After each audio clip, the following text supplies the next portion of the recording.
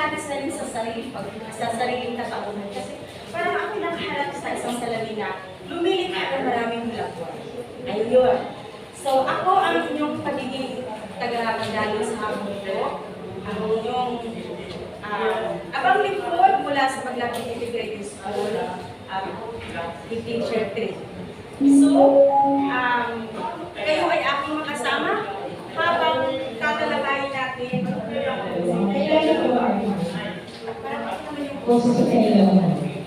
So,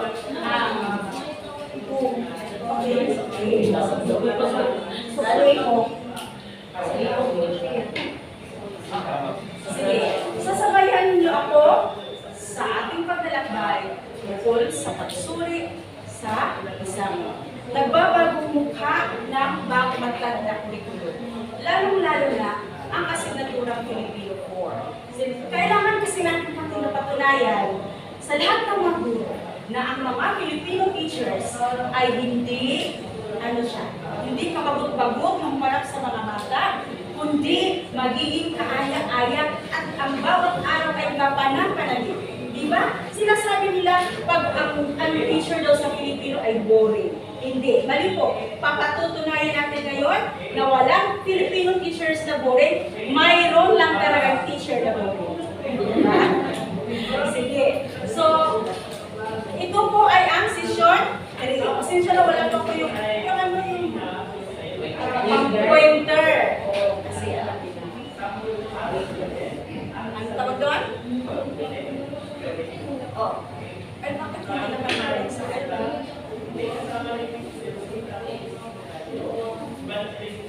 okay. Bago natin simulan ang sesyon, meron akong regalo sa inyo. Kaya sinabi ko kanina, huwag niyong galawin ang mga upuan. Kasi may nakalaan akong regalo sa inyo. Tapain niyo sa ilalim ng iyong upuan. May mahiwagang puting papel. Hindi yan. Hindi. Sa ilalim ng iyong upuan niyo. Hindi sa visa. Kasi mo lang kayo. Ay masyadong excited. Hindi na wala para sa inyo. Hindi na wala nyo yan eh. Hindi na kayo ng iyong upuan. O ano yan? O yan. May mga lucky numbers. Ang tawag dyan ay mahiwagang numero. Huwag niyong itapon. Ngayon, mamahalin niyo yan dahil sa buong session na ito, inyong na yan. Huwag niyong itapon. Ilagay niyo na dito sa may harap. Dito sa harap. Okay. Bakit ko sinasabi ng hiwaga? Hindi ko nababanggitin ang mga pangalan nito ang mga numero ninyo. Yan ang numero ninyo. At sa tuwing, saan yung numero naman? Kasi naman yun naman, patang isa. Ay, tino ka. Pinalitan. May isa. Sa ilalaman na. Wala na kami. Iba ka sa akin. Hindi. Sa inuupuan mo nga. Sa misa kasi ito nga. Sa ilalim lang sa inuupuan. Okay. Sige, inikit ang mga manuwagang numero sa harap ng inyong misa. Yan. Okay. Okay ko na. Ma'am. Sa kanya. Mamita. Okay. Sige. Tapos na pa ako nagpapakilala sa inyo para maging fair at para naman, alam ko, kilala na ninyo yung mga kaklase, pero ako hindi pa kayo kilala. So ngayon, magpapakilala kayo. Simulan natin kay Ma'am bilang 5. Magandang hapon po sa lahat. Ako po sa kasi ay ito ay maluwag na kayo. Sige, si Ma'am number bilang 3. Magandang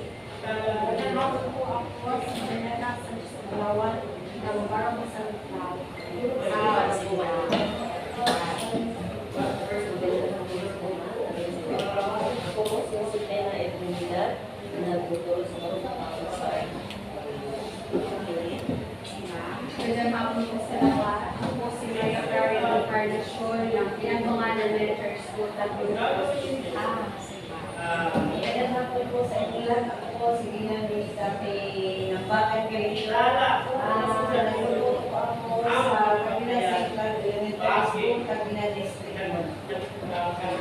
Magandang hapon sa lahat. Ako pala si Rosemary I. Pasigsig. Nagtuturo ako sa Lingua Franca Elementary School. Magandang hapon sa lahat. Ako pala si Andres Juan. Nagtuturo ako sa Sinay Elementary School. Sigurado ako sa lalaki ka, hindi ka. Sorry. Sige. Magandang hapon sa lahat.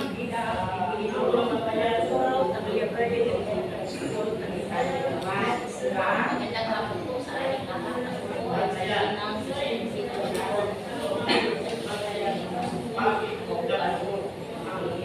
Ako po si Ginang Anton Pesisrian mula sa distrito ng Tangbilan. Magandang hapon sa ating lahat. Ako nga po pala si Oren G. Rivas. Natuturo ako sa Lapad Elementary School from Marubu.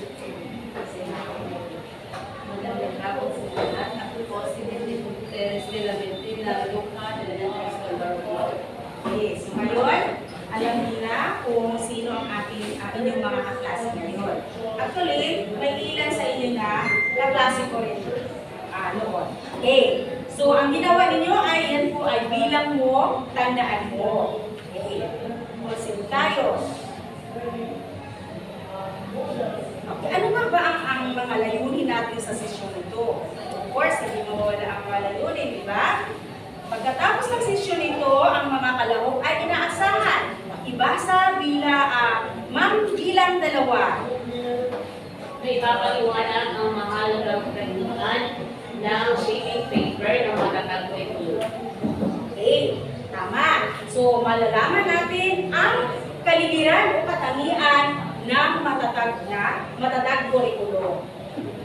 Pangalawa, basahin mo, Ma'am Kaanin.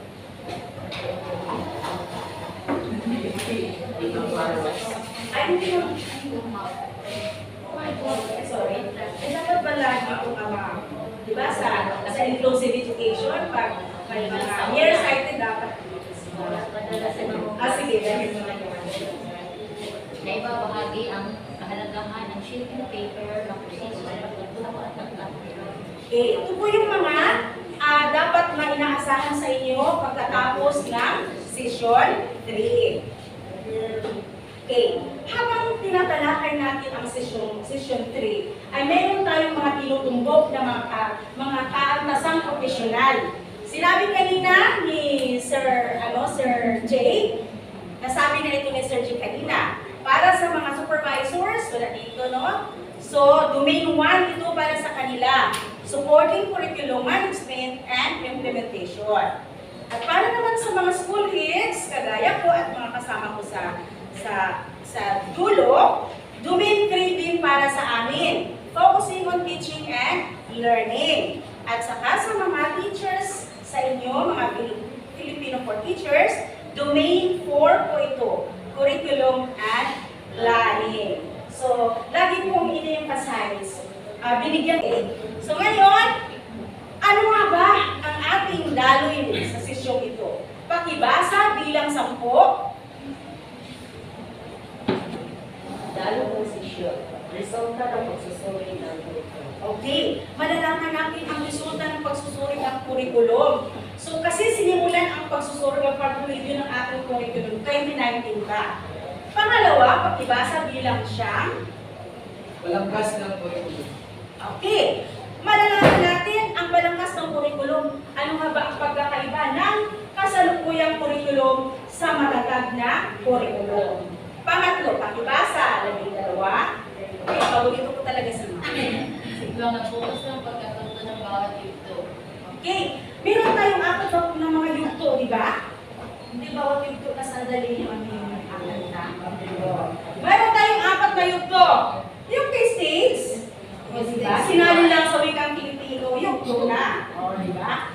Unang yugto ay sa K-Stage 1. Anong ba ito yun? Okay. Dalawang yugto. Huwag na mawala lang yugto, ha? Or ito. Ikatlong yugto. Ano? Ang pangalawang yugto ay 7. Ang pangatlong yugto ay 7 to 10. At ang apat na yugto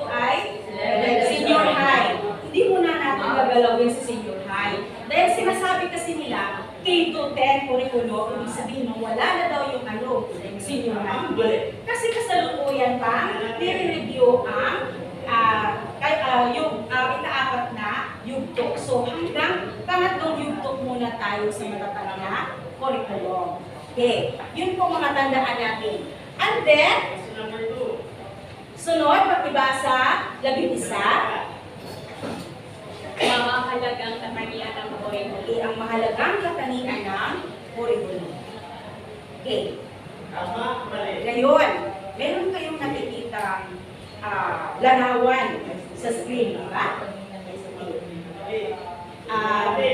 Sa palagay ninyo, ano kaya ang ginagawa ng nakaupo sa magbigay ng hinuma? Okay, maaari ka bang magbigay, Ma'am Ikapito? Sa tingin ko po, ang ginagawa ko nila ay tulong po. Okay. Nagkaroon sila ng pagtulong. Okay.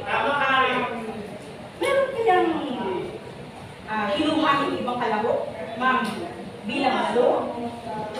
Okay, siguro, ang bawat isa o kalahok ng membro ng pagtulong ay nagbibigay sila ng mga ideya sa kanilang tulong. Okay, tama. Okay. Posible yun, di ba? Kasi sa konteksto natin, pagka mayroong mga pressing problems, kailangan ng agad solusyon. Anong ginagawa ni Hilig sa inyo? Yung mga punong-puno sa inyo. O diba? Nagpapadala ng himo. Ano yung nangyayari? Magkakaroon ng pagpupulong. So tama kayo. Sila ay nagkakaroon ng pagpupulong. Ano kaya ang posibleng pinagpupulong-pulungan nila? Okay. Tama kayo. Nagpulong-pulong, nagbibigay ng mga idea. Ano kayo sa palagay ninyo? Bakit yun ang ginagawa nila? Lalo na sa punto ngayon.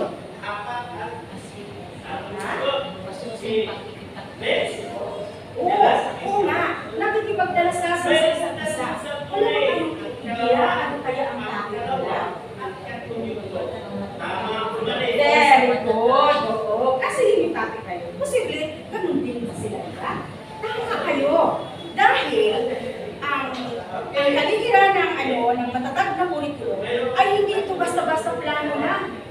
Lahat ng mga consultants, mga galing, at mga experts na mga manunulat, mga writers, ay nagtipon-tipon. Dahil pinagplanuhan ng masinsinan ang pagpaplano. Hindi ibig sabihin na sinasabi ni Sara Duterte na ganito ang gagawin natin. Yan, matatag curriculum na. So walang nangyaring pagpaplano. Hindi pwede yun. Diba? Yung tama ang sinabi kanina, nagkaroon ng mga ideya kung ano ang dapat na gawin. So yun ang dahilan kung bakit sila nakapulong.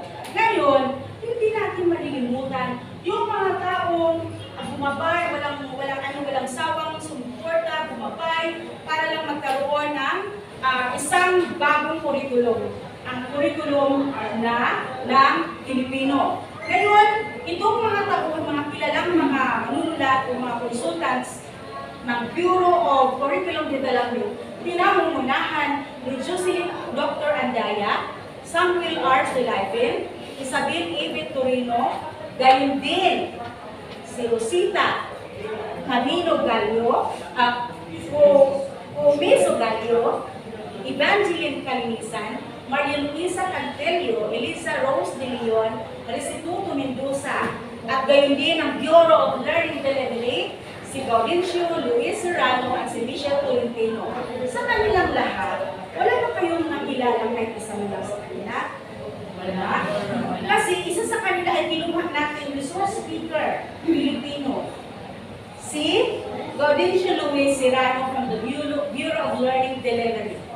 Kinuha natin siya once. Okay. Siguro sa time pa rin mga kasama ko mo. Kasi mga bagong pala kayo sa of course, Filipino kasi elementary kayo. So, hindi nyo maiiwasan kasama ng Filipino.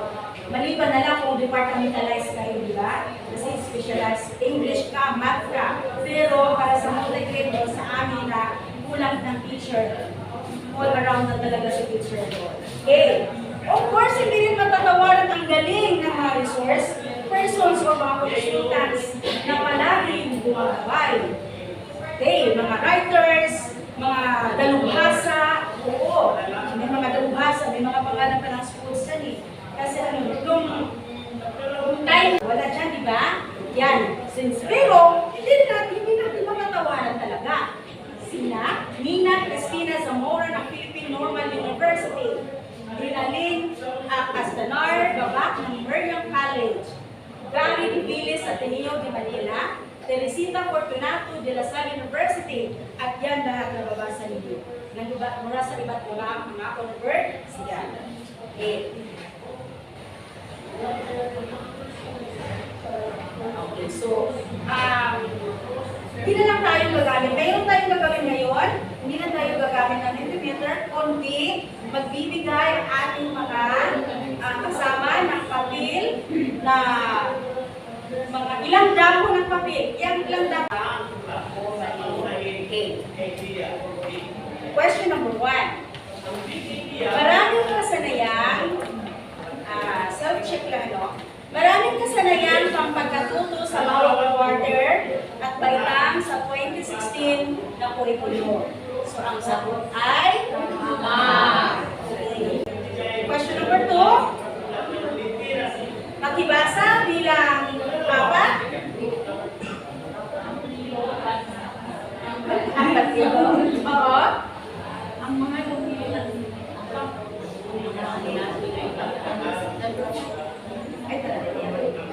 ang mga domain na pangunahing idea, big idea, ay wika at okay.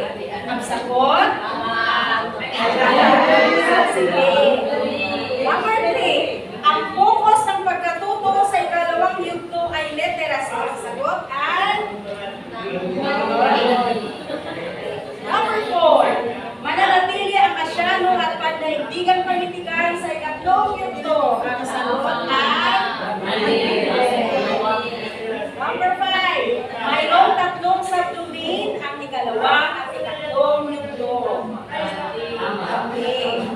Sige. Pag-usapan na natin ngayon. Sige, ito yung pag-usapan natin na kailangan nyo ng magnilay-nilay or reflection na wala. Isulat ninyo sa inyong mga notebook. Sulat mo lang mga tanong na ito. Then, sa dulo ng ating sesyon, gagawa kayo ng pagnilay-nilay or reflection base sa mga katanungan. Sulat mo lang. So, balikan natin. Ito na ngayon ang resulta ng pagsusulit ng kurikulum. Tingnan natin kanina, di ba? Kaya yung sagot natin na tama ay tama dito. Marami talagang kasanayang pagkatuto sa bawat quarter at baitang sa 2016 na kurikulum. Tama ba? Tama. Okay kayo, di ba? Totoo naman. Okay. Ito na ngayon ang proseso ng pagsusulit. Alam niyo, proseso na ginawa ng mga daluboro, mga experts, mga consultants, ay hindi lang basta-basta na ginawa na wala silang proseso. Of course, may sinunod silang proseso. Una, ang pagmamapa sa mga mahalaga at kanais-nais na kasanayang pagkatuto. Diba? Alam niyo ba, nagmamapa talaga lahat ng mga magagaling ng mga consultants sa mga daluburo dahil nagmamapa sila. Alin ba dito sa mga kasanayan ang kailangan ng previous na kasanayan na kailangan matutuhan ni learner ngayon? Wala ba kayong napansin? Ha? Kasi ang CJ natin noon, sinasabi na kasi marami na. So ngayon nagmamapa sila. Alin ba dito sa mga nakalatag na mga competency ang kailangan ng previous na kasanayan para matutuhan nila ang ngayong competency?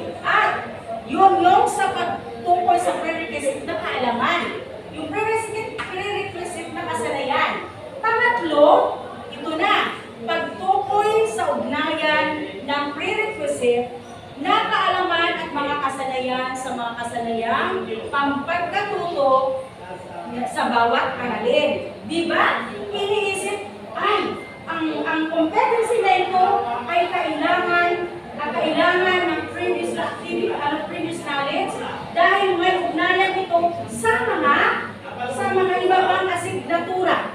Di ba? Ito ba ay may koneksyon? Ang kasanayang pampagkatuto ba na ito ay may koneksyon sa iba pang asignatura. Di ba pag nag-observe sa teacher, hahanapin, mayroon bang integration, hinahanap Pilipino ang asignatura, bakit hahanapin ang integration ang math, ang English, sa iba? Dahil yun ang una, ang pangalawang proseso, ang pangatlong proseso, o ang proseso na ginagawa ng ating mga tagapag o ating mga experts. So hindi sila basta-basta lang, alisin ito. Ito na lang. Hindi yun. Nagmamapa talaga sila. Diba? Talagang na-treasure item. Okay. So, ito na ngayon.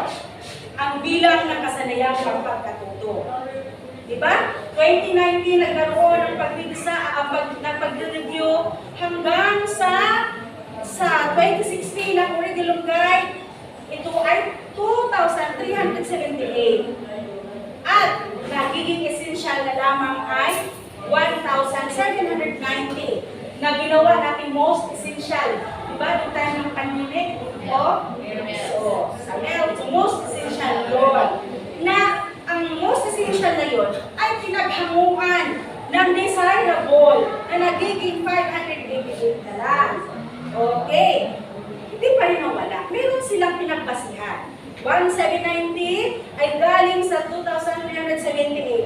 Ang 588 ay galing sa essential or most essential competencies na ginawa natin desirable. Ay, okay. Ayos yan, ma'am. 588 na lang, ma'am. So, sa isang araw, ito ang mga kasanayan pagkakatuto ay iba rin ang usapan na yun. Kasi, mayroon tayong gagawin na unpacking.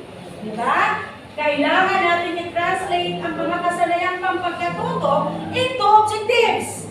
So, ma'am, sabi mo, yun na lang. Ang hirap kaya magkano. Totoo, tama kayo. Na matutunan. Okay. So, ito ngayon ang resulta. Maraming kasanayang pampagkatuto sa bawat quarter at palita. Yun yung reklamo ninyo, di ba? Reklamo natin. Kaya ang gagawin ni teacher, sinasabing paulit-ulit na kasi ito, ma'am. So, ang nangyayari, ayaw na papasok si bata. Kasi, magbayan na ba hapon? Hindi nila alam. Noon to, gawin ang gawin, kasanayang pampagkatuto. Iniba lang naman ni teacher yung strategy. Diba? Dito na papasok na si Filipino teachers ay magiging kaaya-aya ka pa ng panabit bawat araw. Hindi na siya kamagot-bagot at kainit-init na pumapasok sa paaralan. Okay, ngayon yung ang resulta. Ano ngayon ang tugon? Pakibasa bilang siyam. Ang tugon. Kasi yun yung resulta. So ano ngayon ang tugon? Sir, kailangan mo kasi yung numero mo. Sinabi ko kayo waga yan. Ayan tuloy. Ayan tuloy sa kagabi ng gate. Wala sa paunahing media or technique. Yes. Nag-limit na sila ng kanilang mga kasanayang pampagkatuto batay sa big ideas. Merong mga big ideas ang pinagbabasihan. So, at ang pinagbabasihan ngayon, mamaya ayun ang doon din kukunin yung mga domains o mga pangunahing idea or big ideas. Yun. So, nakaangkla na. So, mayroon na tayong basis. Okay. May mga halimbawa ng big ideas. Pakibasa, ma'am, number 1. Halimbawa ng big ideas, ang pagunlad ng wika sa mga unang taong pinibigay tulay sa pagunlad ng literasi sa paaralan. Okay. So, basahin na lang ang muna natin. Pangalawa, basahin labing isa. Walang labing natin, di ba? Labing isa. Ang wika ay isang kapan para sa komunikasyon at pag-aaral.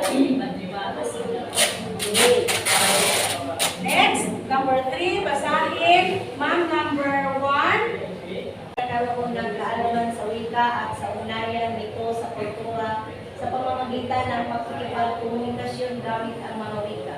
Okay. So, may mga ideya na tayo dito kasi nabanggit na dito ang literacy, ang wika, at ang walang teksto pero mamaya meron na yan. Okay. Ito na. Yun yung mga big ideas o pangunahing ideya na pinagbabasihan ng tatlong domain na ito ngayon ang focus natin. Okay. Ano nga bang tatlong domain? Literacy, wika, at teksto. Ang tatlong ito ay magkakaulay talaga mamaya. Okay. Ang pangalawa, ito pa ang iba pang resulta ng pagsusuri ng ating ulo. Ang resulta ay paulit-ulit ang mga kasanayang pagkatuto sa iba't ibang domain at paaralan. Tapos sa grade 2, nandun pa rin sa grade 3, pumasok sa grade 5, di ba? Paulit-ulit. Yun yung napansin ng mga experts. Ano ang tugon? Nilimitahan ang bilang ng mga domain sa bawat yugto. Ang mga domain, magkakanta magkakaano ang mga domain na magkakaugnay ay pinagsama. So nilimitahan at sa may magkakaugnay na domain ay pinagsama na lang. Oh, yun yung tugon. Okay. Sunod, ito yung pansinin natin ang kasalukuyang curriculum. Halimbawa ito ng kasaluyang pampagkatuto. Dito sa curriculum na kasalukuyan, pag-unawa sa binasa, estratehiya sa pag-aaral, pag-unawa sa napakinggan, at kaalaman sa aklat at limbag, ay anong ginawa sa matatag curriculum? Isa na lang. Ano na? Pag-unawa at pag-unawa ng pag-unawa. Yun na lang. Isa. Sunod. Panghuling resulta ng kanilang pag-review. Hindi malinaw ang nailahad ng mga paunang kasanayan or prerequisite skills sa baitang 1-3. Diba? Yun yung mga reklamo ninyo. So, hindi daw specific yung prerequisite skills na kailangan nila linangin baitang 1 hanggang sa 3.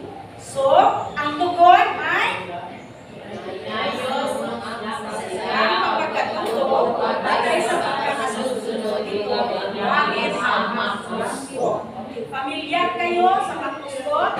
Macro skills, di ba? May macro skills, pagbasa, pagsulat, pagkikinig, at pagsasalita. Ang macroscope ay ang latag ng mga competency batay sa baktong kasanayan, pagkakasunod-sunod na. So, sa ngayon, sa matatag na curriculum, ibig sabihin, ang kasanayan, di ba makikita ninyo yung mga may check? May check. Ibig sabihin, kailangan makikita yan sa quarter na itinuturo. Ang makrong ang kasanayang pagkatuto ay makikita na sa bawat quarter. Yung may mga chip.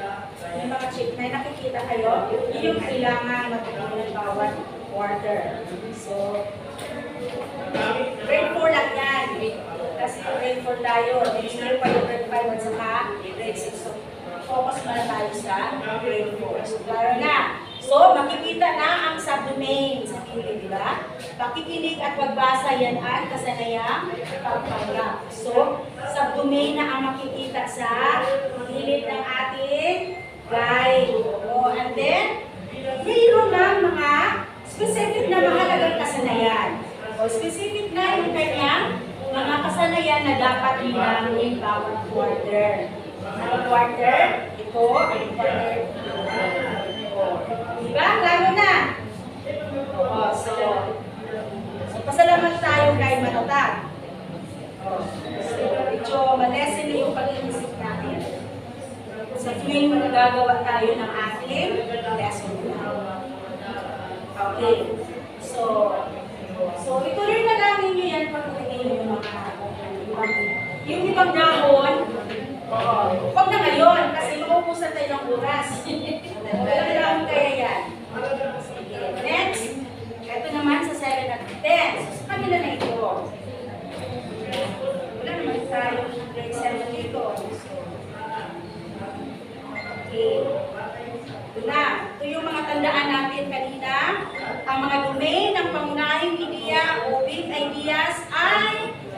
literacy, wika, at media. Anong sagutin niyo? Oo. Ang maligay sa kanila. Baliktad at sa hali. Okay.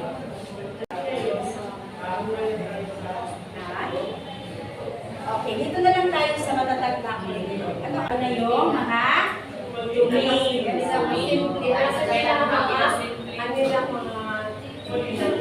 Simple na lang. Simple na lang kasi simple na lang yung guhit daw. Sige, yun yung kanyang interpretasyon. Tama naman si Ma'am. Lahat naman tayo tama. Hindi ko pwede sabihin na kayo tama. Baka mamaya, bigla kang mic sa pagpapalasin.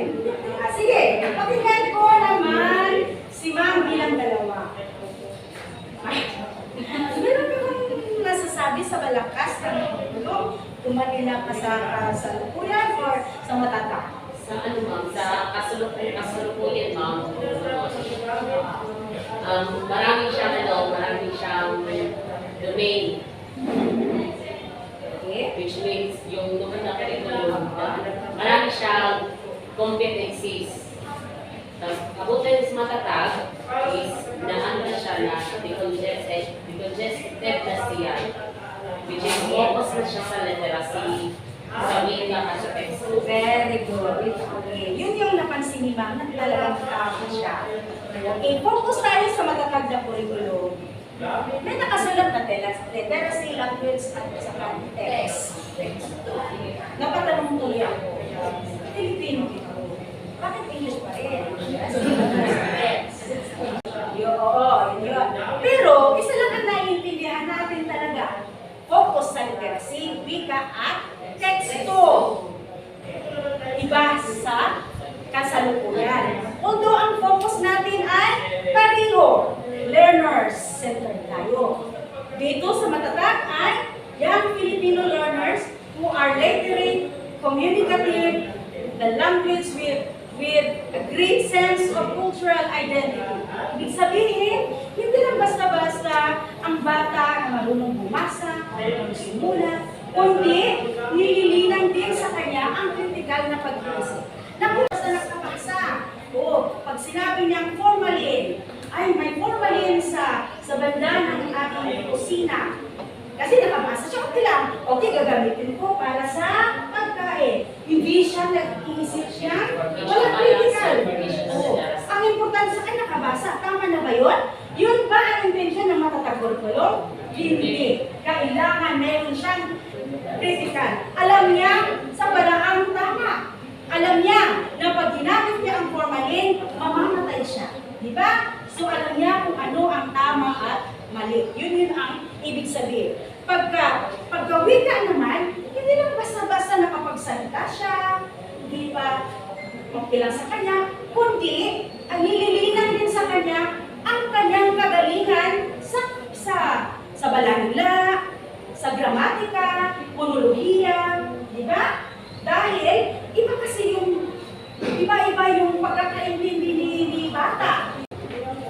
Okay, ngayon, ano ba ang intensyon ng ating kagawalan? Bakit ba parang feeling natin, pinahihirapan natin? Alam mo, tayo mga guro, tayo ay tagasagap ng karunungan. Diba?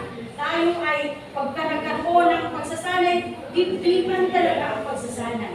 Dahil gusto ng ating kagawalan na sa matatag na kurikulum, ating nililinan sa murang kaisipan ng ating mga kabataan ang literacy.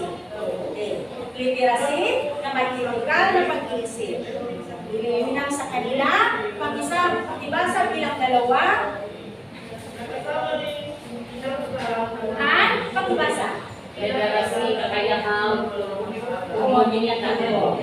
Mga bilang 10, mapaluring paggawa sa pagbubuhay ng text. pagbasa bilang 5, Pagbuo ng text. okay. Ito yung mga kasanayan na dapat ginamit sa ating mga mag-aaral. Okay. So, kailangan ito. So, tayo sa malakas na matatag na curriculum. Okay. Para maging matagumpay si teacher sa gawain ng pagkatuto, kailangan talaga niya kagamitang pagkatuto at kagamitang panturo. Ano bang pagkakaiba ng kagamitang panturo sa kagamitang pampagtuturo? Ang pagturo, yun yung gamit ng teacher. Ang pagtuturo, yung gamit ng bata para siya ay matuturo. Ganyan. Kailangan ng teacher yun. Siyempre, para magiging kapag-unabang ang araw ni teacher sa araw niya, kailangan niya ng mga kagamitang pampagtuturo or learning resource. Ang pedagogy, learning resources, at assessment, actually meron na ito. Pedagogya, learning resource, yun yung kasanayan ng pagkatuto at saka pagtataya. Okay. So ngayon, kailangan ni teacher na mga kagamitan pampagtuturo. So, pagkaugnay ang pedagogya, learning resource, at assessment. Ang assessment o pagtataya ay kailangan din ni teacher. Dahil ito ang basihan kapag nag-observe si supervisor, paano niya tutulungan si teacher sa gawain sa aralin kung wala ang pagtataya. Paano naman si teacher? Paano natin? Wala tayong kagamitan or measures in the form of mga gamit para malalaman natin kung ano na ang nalalaman ng ating mga mag-aaral. So, importantly ang assessment. Okay.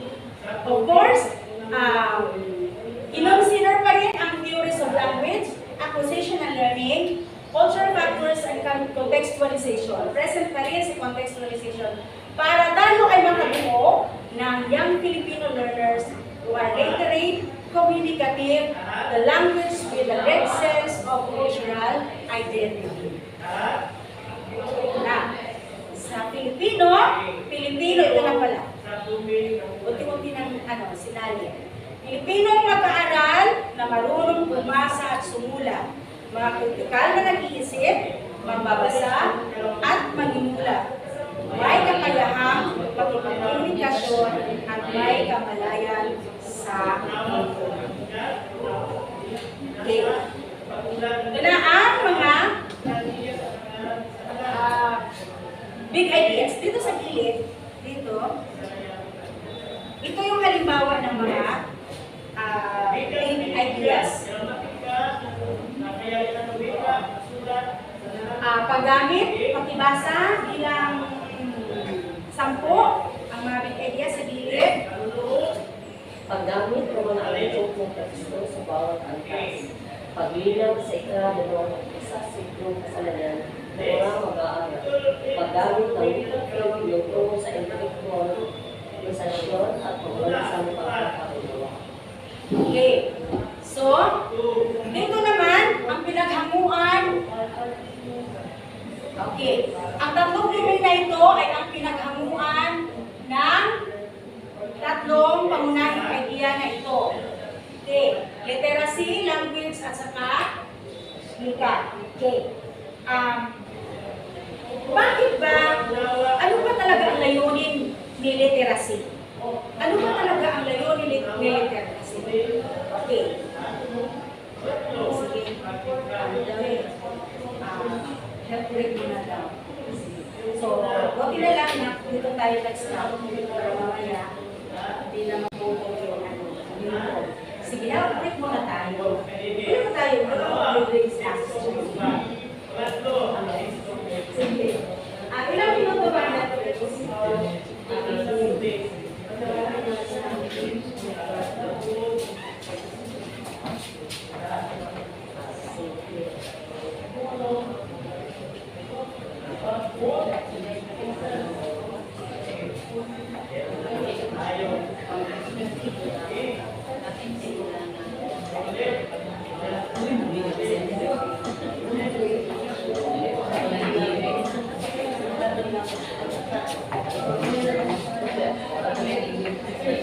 Pagka nang dito na sa